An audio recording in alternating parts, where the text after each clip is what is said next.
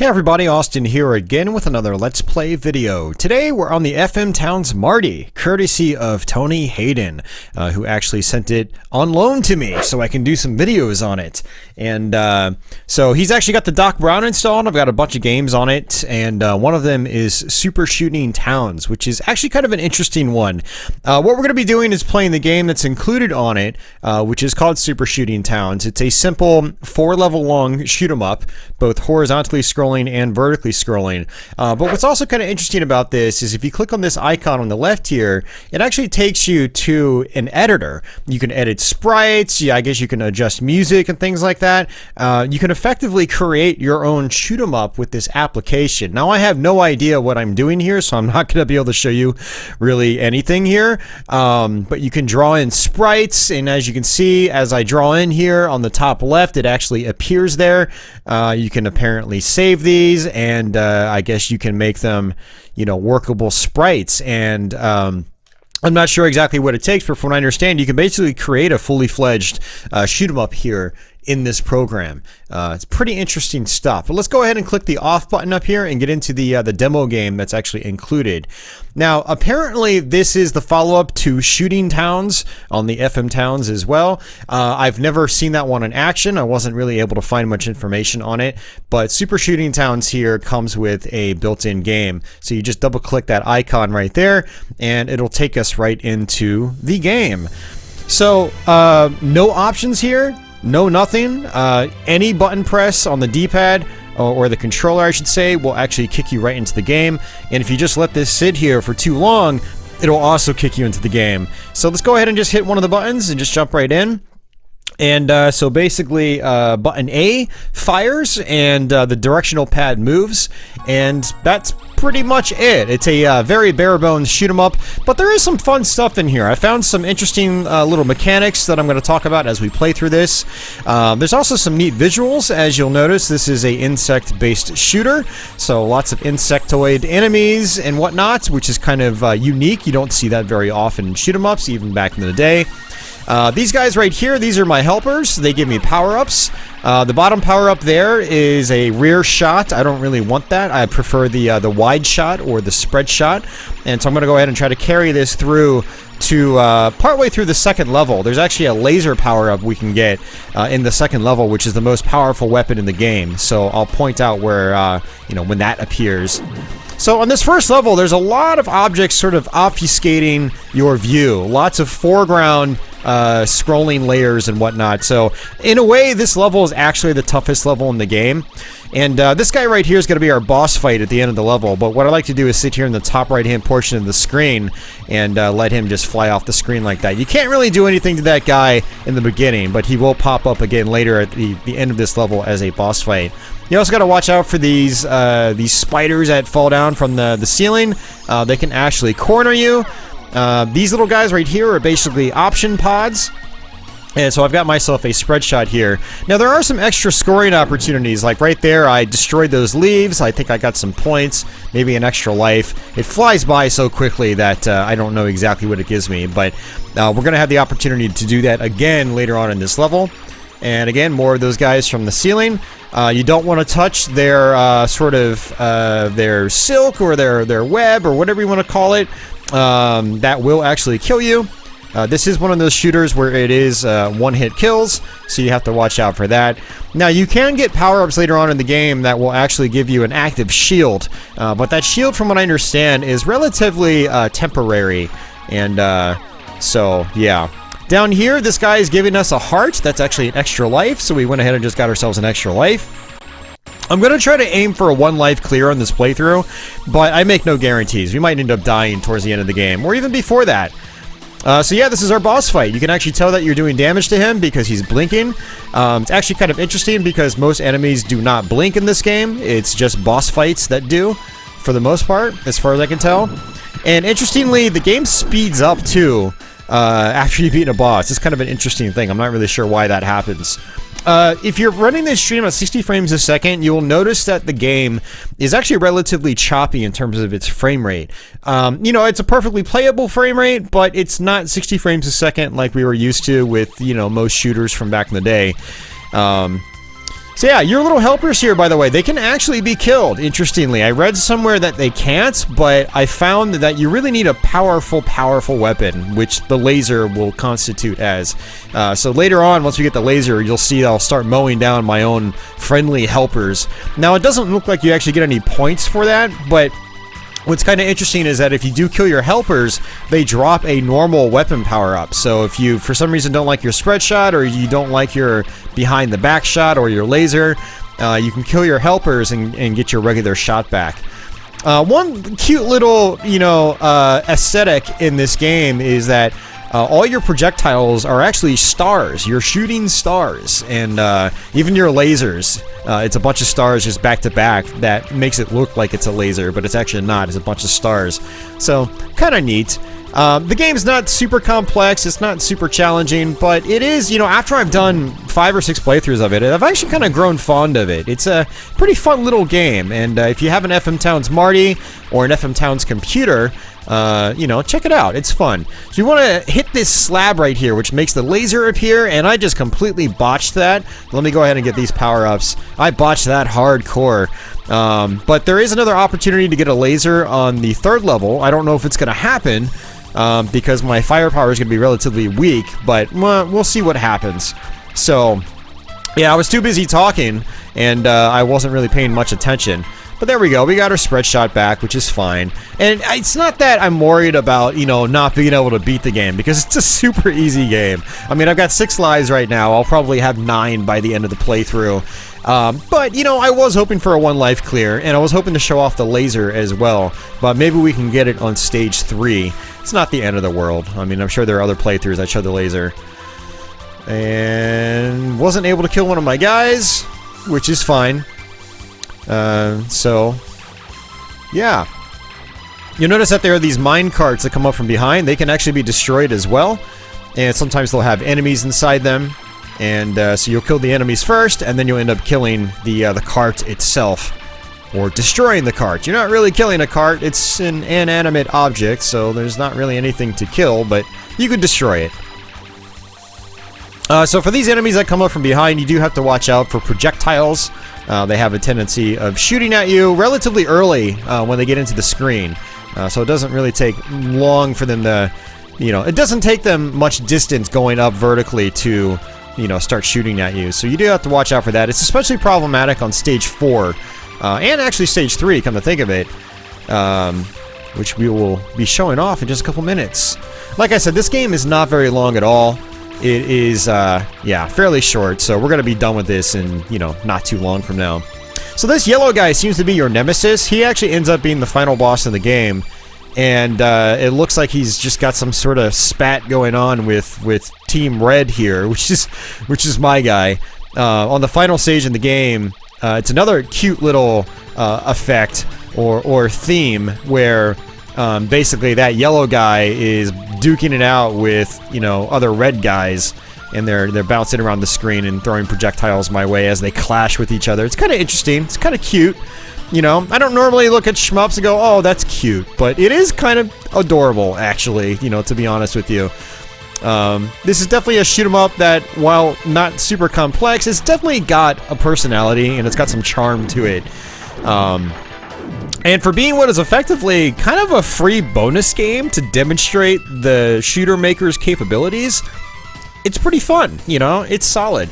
Especially some of these side-scrolling levels in particular. They've got some really nice, like, parallax scrolling and whatnot, background and foreground scrolling, with some colors that also pop.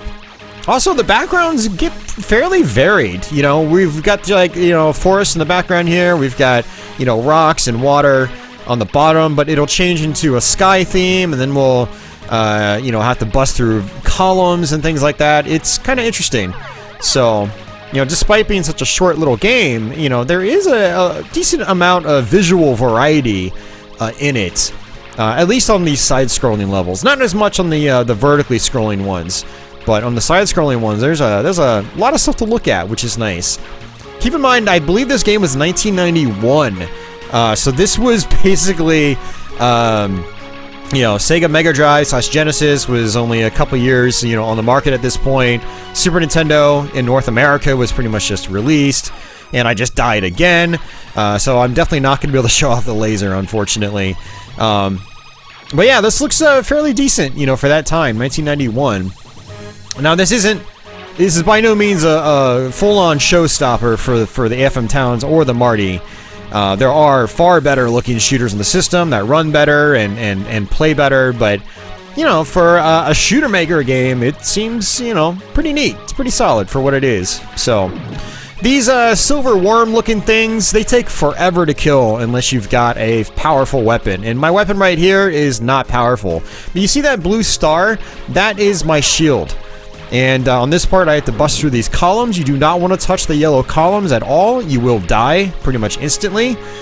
So you have to be very careful about that. And here's the yellow guy again, tossing enemies our way. The enemies do shoot projectiles. And there's another column we have to bust through. Now there's another laser power-up. If I can damage this guy enough, he'll actually drop the laser. But the problem is, my shot's really weak right now. And some more of those silver worm-like enemies are going to appear like that, and unfortunately I don't think I'm going to be able to get the laser. These guys are basically just blocking my shots, and I just died again. I've died 3 times now. You gotta be freaking kidding me, man. Well, so much for demonstrating the laser power-up in this game. That was one of my intentions, was to show off the laser. You've also got this flag up here. If you actually manage to shoot it, you'll make the boss appear a little bit early. And it looks like it didn't actually happen. So it's actually this guy making another return. And we died again.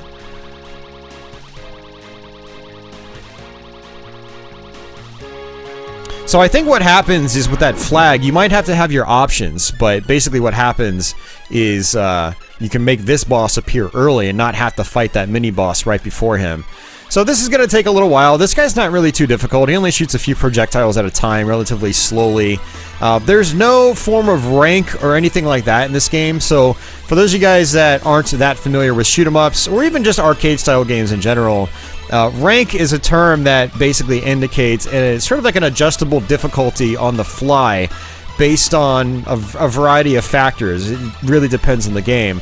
But a common factor in some of these old school shoot 'em ups is the more powered up you are, or the longer you survive without dying, the higher the in-game difficulty raises sort of on the fly. A lot of games, like some of the Gradius games for instance, you'll notice the rank increase the second you pick up, you know, the second you upgrade your options or something like that. You'll notice there will be more bullets and the bullets will get faster.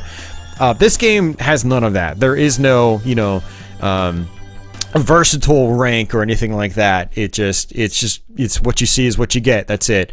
Again, no adjustable difficulty settings, no other options, no visual settings.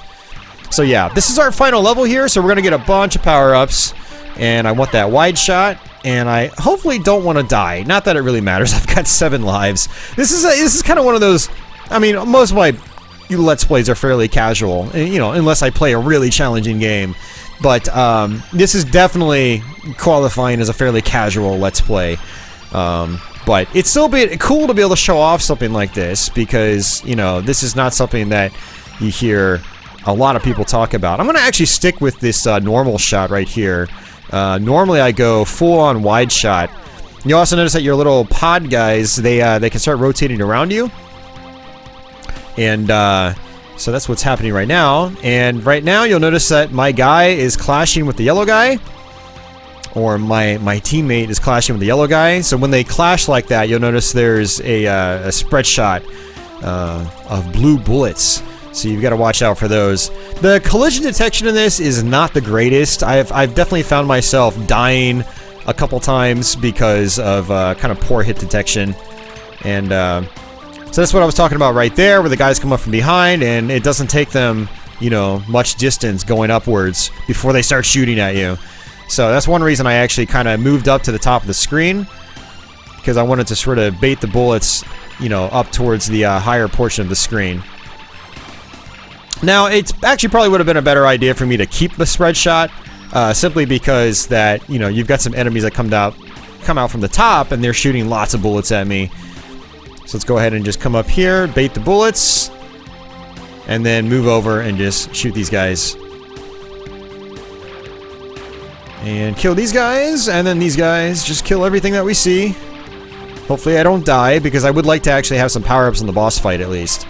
I don't think there are any more power-ups for the rest of the game, so if I die here, I pretty much have to do the boss with just my regular shot, which is fine, but I'd rather have my options. So yeah, the boss actually comes up from behind, and you have to shoot the yellow guy. Oops, and I died. You've got to be freaking kidding me. This is an embarrassing playthrough, performance-wise. But it is what it is. You'll notice that the fire keeps shooting out, and this guy will actually get close to the bottom of the screen, and so you can't actually touch the fire and die. And you don't really want to touch the boss either, because you can die, but you do have to, you know, aim towards the right-hand side and shoot the yellow guy. Just like this. So, I mean, I can really be as sloppy as I want here. I've abandoned my one life clear attempt, you know, by dying 4 times. But, you know, it is what it is, whatever. At least you guys got to see this fairly obscure game. And it is definitely an obscure game. Most of the stuff on the FM Towns, computers and the Marty, pretty obscure stuff. But it's always fun to show that stuff off. I haven't been able to show off anything on the FM Towns or Marty in years. I sold my Marty like 3 or 4 years ago. And I've been wanting to do more content ever since, but I couldn't justify the cost of the unit. So, shoutouts again to Tony Hayden for sending his Marty my way. He basically said, hey, you know, make as much content as you want, keep it as long as you need, and then just send it back when you're done. And so yeah, this is our first video featuring his Marty. So thank you very much, Tony, once again. For anyone curious, I've had the question already once on Twitch, but I am using an original FM Towns controller, just the gray and beige Fujitsu model. Now, there are separate models of this same controller that have a third button. Those ones are actually labeled as FM Towns Marty controllers, but I'm just using the original Fujitsu version, which doesn't have that, well, technically 5th button, because you have select and run, and then A and B, and then you have the top button on the right-hand side of the controller for the FM Towns Marty version, but I'm not using the actual Marty version. I'm using the FM Towns version just with the Fujitsu logo on it. So, great controller though. It's got a fantastic D-pad, really snappy buttons. It's very comfortable. It's a lot like an NES controller, except it's got curved edges and is probably a little more comfortable in the hands for some people, depending on your tastes. But yeah, so this is a credits roll right here, and you see that little girl running. Some really nice animation there, actually. And I don't know exactly what was made in the editor and what wasn't, or if even this was made in the editor, period. I assume that this is basically showing off like the power of their engine and what can be done perhaps with their editor. But yeah, really nice animation there. It's kind of nice. The soundtrack in this game is pretty chill overall, especially the ending theme. But yeah, this is definitely not what I would say is a reason to go out and like import an FM Towns Marty or something like that. But, you know, if you have a unit, you might as well give it a try. It is pretty fun for what it is, especially once you learn some of the mechanics that I unfortunately was not able to show off because I'm a lazy idiot. It just kept dying over and over. One of the easiest shmups I've ever played in my life, and I died 4 times, yet I can 1cc some cave games. That's pretty ridiculous. So, it is what it is. But yeah, that is Super Shooting Towns, played on a FM Towns Marty. And then after this, we actually get another screen here.